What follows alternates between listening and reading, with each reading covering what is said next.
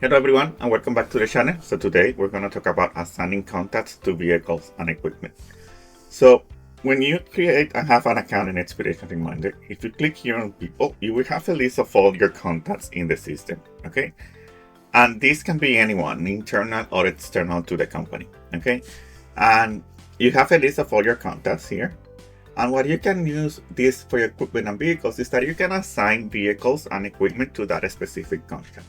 So let's say here, if I go to an equipment, or let's go to a vehicle. In that vehicle, I can click here on this specific vehicle, and I can see who has it assigned. And in this case, Jordan has it assigned, right? If I need to assign this vehicle to another person, I just click on the drop down here, and I can assign that vehicle to another person, okay?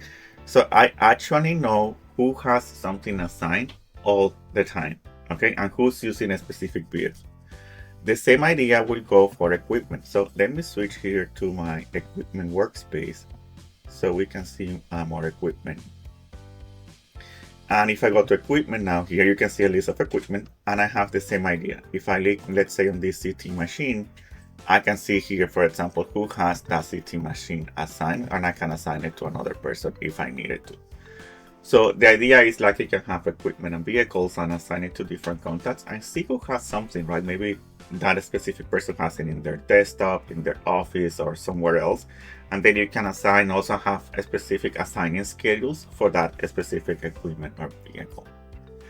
Thanks for watching this video, and remember to subscribe so you can keep seeing more videos like this every week. Thank you.